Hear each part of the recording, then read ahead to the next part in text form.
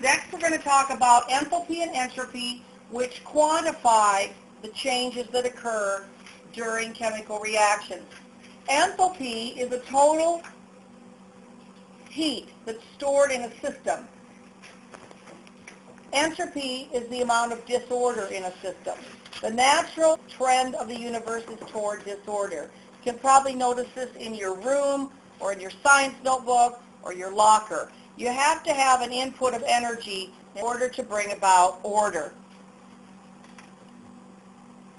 With regard to enthalpy, a delta H, or a change in heat energy, is called the heat of reaction. And we can compute it in two ways. One of the ways is Hess's law of summation. We simply add up the heat changes that are involved in every step in manufacturing a molecule.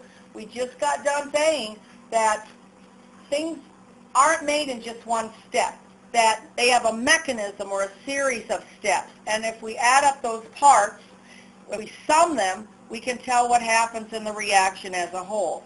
Or we can use this formula.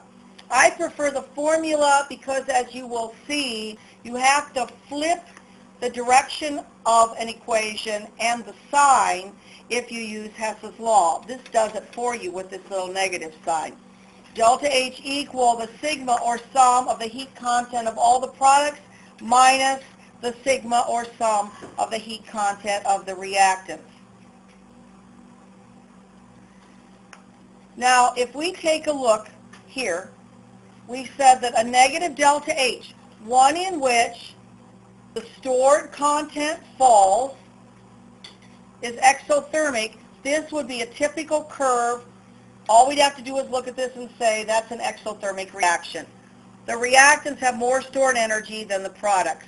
Well, the fact is then these products are very stable compounds. Why? Because they don't have much energy.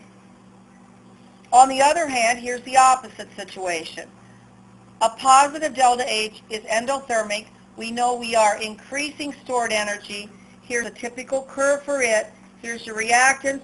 You can see that there's an upward move of stored energy. And when you have a whole lot of energy stored in a compound, it's unstable. So trinitrotoluene, TNT, is very unstable. It has a very high positive heat of formation. It has lots of stored energy, and all you have to do is shake it a little bit, and it comes apart, which is why we can use it for explosives. Inversely, a high negative heat of formation indicates a very stable product.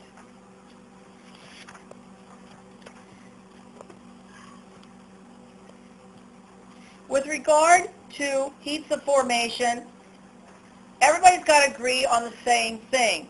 For example, if I got some coal in my hand, and I say, okay, I get a certain amount of energy from this, and then you have a room full of coal, and you say, well, my coal gives me more energy, then I could say, well, yeah, but you got a lot more coal. So we have to agree on how much of the substance we're burning to see how much energy is stored. That is called the heat of formation, and it's called that for 1 mole, and it's designated with a small letter F underneath the delta H. When you have this little letter F here, it means you're talking about the heat that's either used or given off in forming 1 mole of the substance.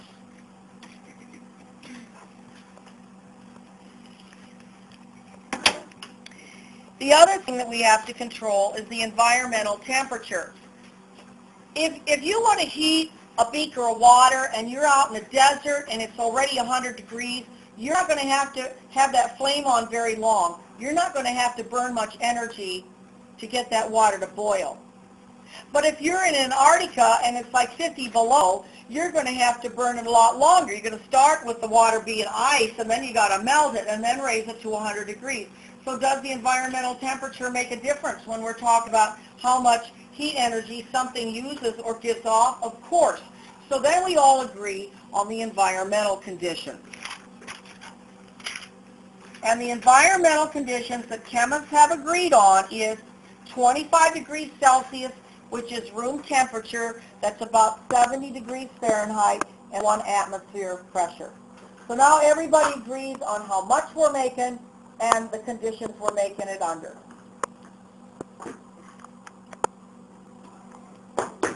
example figures the standard heat of formation for 1 mole of carbon dioxide is minus 94.05 kilocalorie per mole. What does this tell you? It tells you that to form CO2, there's a drop in stored energy from what you're making it from, and it means CO2 is very stable, and that forming it is an exothermic reaction.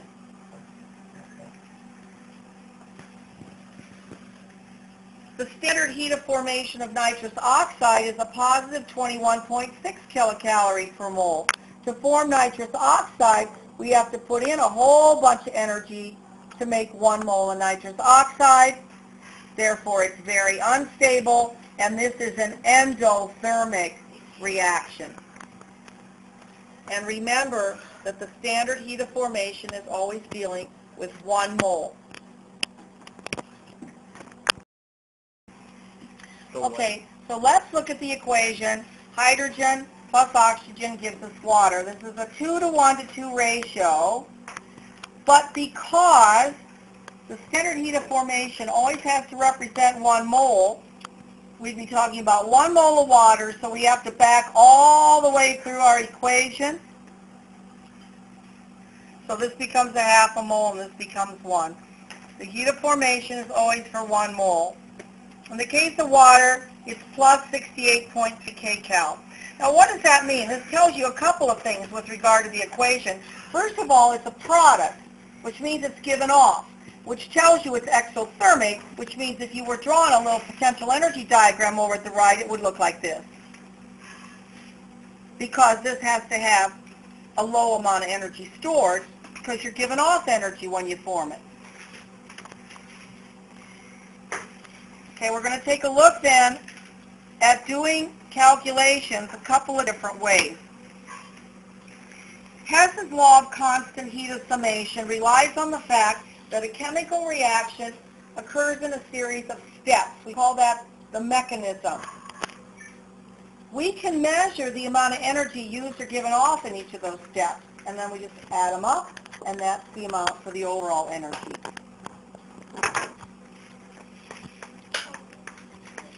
How about that?